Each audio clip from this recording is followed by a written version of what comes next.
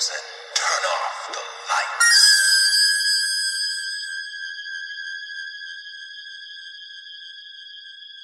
Welcome to Michael Myers Minute, where we delve into the 1978 horror classic Halloween 1 minute at a time. I'm your host, Robert Black. As Minute 59 begins, Sheriff Brackett is not very convinced by what Loomis is telling him. But before we get to that, I don't even have this in my notes because I just got a copy of this today, or my hands on a copy of this today. The novelization of Halloween 2. Anyone who's listening to the show knows that Halloween 2 begins before the first Halloween ends, right? They overlap. The novelization of Halloween 2 starts even earlier. It starts with the scene with Lonnie and Richie and Keith going to the Myers house and Loomis standing outside. And I thought it was interesting because Loomis's thoughts about Michael and why he's in Haddonfield to kill on this night are interesting. It was, he thought, the perfect night for a sacrifice.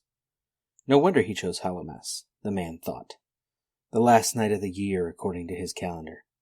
It certainly seemed that tonight, with the bright talking tongues of fire within the graven pumpkin heads about to lick their last and enter the final darkness. They would have been better off left dying on the vine and replenishing the earth instead of being ripped up and slashed into crescent skulls for his glorification. A circle of worshippers, thought the man. That's what he wants. A coven, a crowd, a world of them, an inferno of split, burning skulls grinning to honor him in a blazing rictus of death and destruction. Even they weren't enough 15 years ago. He demanded other, more knowing obeisance. Cries of agony as he called living flesh to the long winter of that which was never born. It must have been music to his ears, if he even heard them as he spilled their blood at his pagan feet. Damn him to hell, thought the man.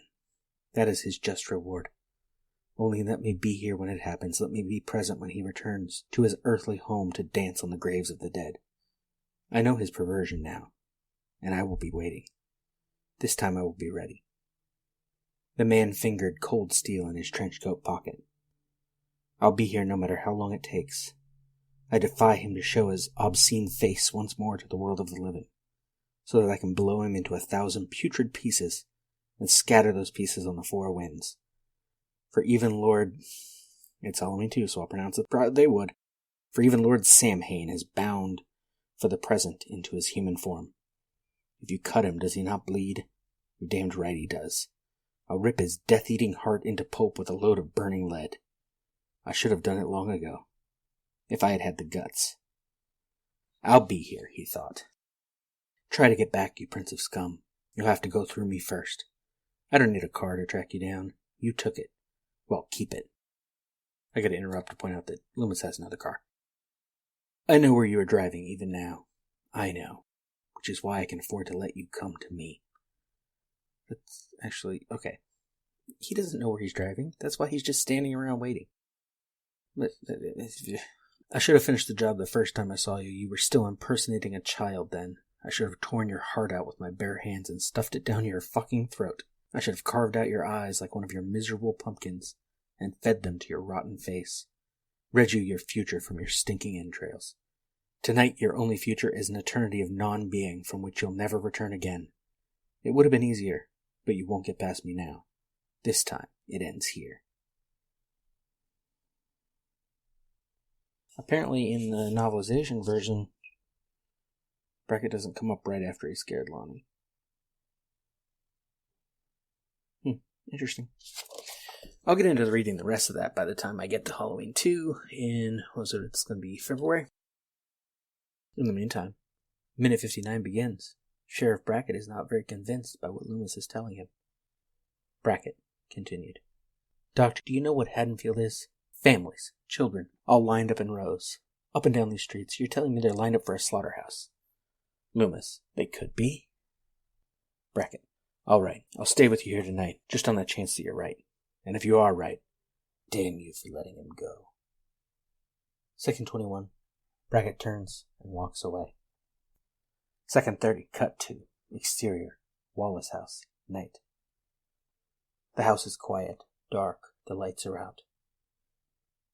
The script says Annie's car is parked in the garage. It's a weird note because the script never said we could see the garage. A car, it says, but it's a van, pulls up in front of the house and parks. This is a 1975 Ford Econoline. It approaches from the north. We are on Orange Grove in Hollywood. Its lights flick off. The sound of laughter come from inside. And we have an IMDb goof. When Lynda and Bob pull up to Lindsay's house, you can clearly see a California license plate on the front of the van, blue with yellow numbers. Other vehicles in the film have the proper Illinois plates, white with black numbers. Yep, blue and yellow California plates, 962PDK if you must know, but this isn't necessarily a goof. Bob might just be from out of town, or recently got his van from someone who was. In the novelization, this is Bob's father's van, and it has a bunk bed in the back, by the way. So it's not necessarily a goof, it's just California plates. Those do exist. Interior, car, night. Bob Sims, a good-looking 17-year-old, pops open a can of beer. Next to him, Lynda guzzles hers. They embrace. Robert David Sims, Bob, was the pitcher for the Haddonfield High Huskers baseball team, and he was a tight end on the football team. His parents' names are David and Christine. He was also a potential valedictorian, according to the novelization. He is played by John Michael Graham, but was supposed to be played by Dennis Quaid, PJ Soul's boyfriend and later husband. But there was a scheduling conflict with the movie breaking away, so Quaid couldn't do it. Quaid was, at least at some point, on the set, though, because there's a photo, I believe it's in Kim Gottlieb's book, of Dennis Quaid on the set.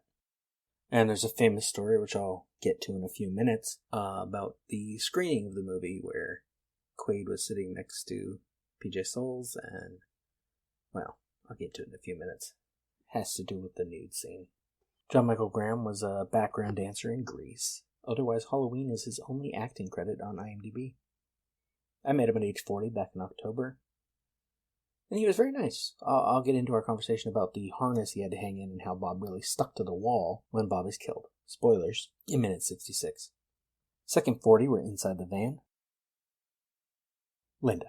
Okay, so what we're going to do. First we go inside, right? Then we'll just talk a little, and then Annie will distract Lindsay. That's when we go up the stairs to the first bedroom on the left. You got it? Trying to think of the stairs now. Sorry. Got distracted from my notes because you go up the stairs.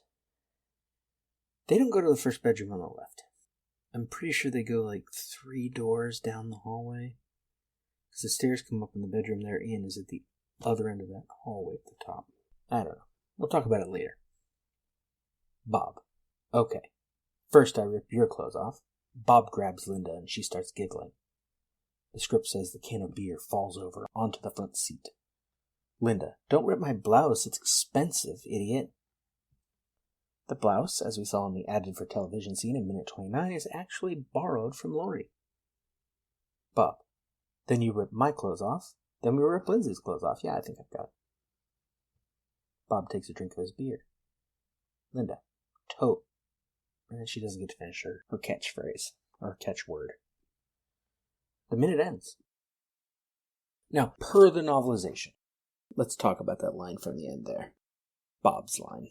Then we rip Lindsay's clothes off. Per the novelization, the original plan for the night was, after Lindsay went to bed, Paul and Annie were going to use the parents' bedroom. Lynda and Bob were going to use the convertible sofa. There was no plan to involve Lindsay in any of it, in case anyone thought Bob was serious here for the past 4 decades. Additionally, it's 1978.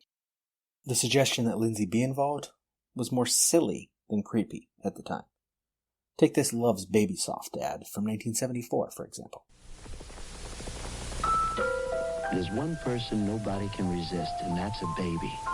So Love made Baby Soft with the innocent scent of a cuddly, clean baby that grew up very sexy in foaming bath, body lotion, body powder, and body mist. So innocent it may well be the sexiest fragrance around. Love's Baby Soft, because innocence is sexier than you think. For your baby at Christmas. We can't forgive everything because a movie was made in a different time, of course, but you do need to consider context. Halloween came out in 1978. It was filmed in May, came out in October. July 1978, 10-year-old Brooke Shields was featured nude in Photo magazine. On that note, as Halloween was being filmed, May 1978, Shields could be seen nude on the big screen in Louis Malle's Pretty Baby.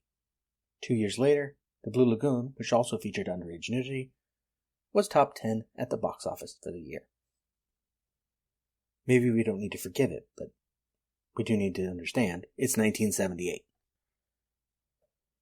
Plus, as Rick Ingham pointed out a few minutes ago, they probably intended to smoke some pot, not have an orgy that may or may not involve Lindsay Doyle. Planning on smoking a little dope, having a little premarital sex, and getting slaughtered?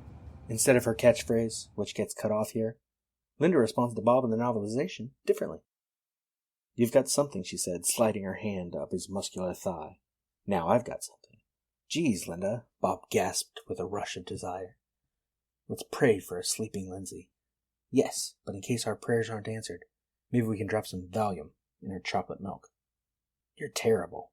"Totally," Lynda said, pushing open the door.